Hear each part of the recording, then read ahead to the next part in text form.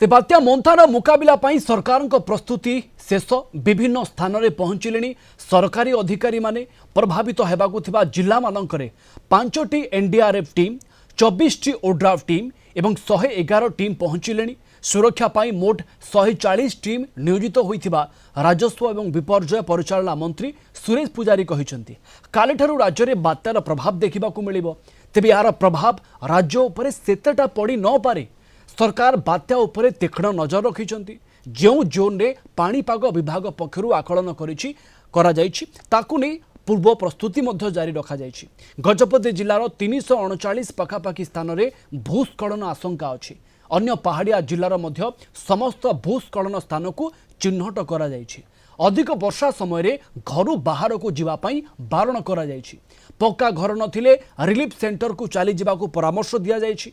प्रभावित होगाकू 8टी जिले में 1445 रिलीफ सेंटर खोला जायछि।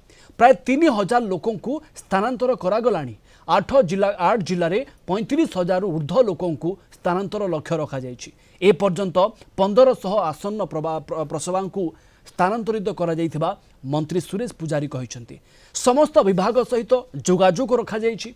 किभली समस्त कार्य त्वरित बेगरे हेबो ता उपरे भी नजर रहिथिबा राजस्व और विपर्यय परिचालना मंत्री सूचना दैछंती। मालकानगिरी रे 62टी रिलीफ सेंटर संपूर्ण प्रस्तुत होकर अच्छी। कोरापुट रे 247टा रिलीफ सेंटर प्रस्तुत होकर अच्छी। नवरंगपुर रे 104, रायगड़ा रे 164, कलाहांडी रे 100, गंजाम रे 1029, गजपति रे 45, कंधमाल रे 41। ये भलिया आपणकर 1445 रिलीफ सेंटर लोक मान को स्थानांतरित करबा पई प्रस्तुत होकर अच्छी। एबे सुधा 2899 3000 पाखापाखि लोक विभिन्न रिलीफ सेंटर को स्थानांतरित हो सारे। जो मान को आउ स्थानांतरित करिवार अच्छी जो टार्गेट रखीचु आमे सेटा हला मालकानगिरी रे 3965 अर्थात 4000 पाखापाखि टार्गेट होइछे स्थानांतरित करिया पई। कोरापुट रे 125 जन टार्गेटेड अछंती स्थानांतरित होबा पई प्रथम पर्याय रे।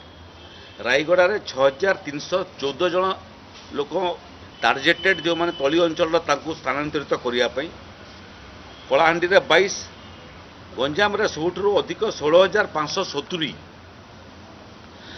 गजपति रे 4579 एवं कंधमाल रे 1100।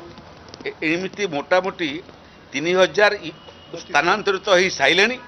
आउरी 32528 स्थानांतरित हो पारंती।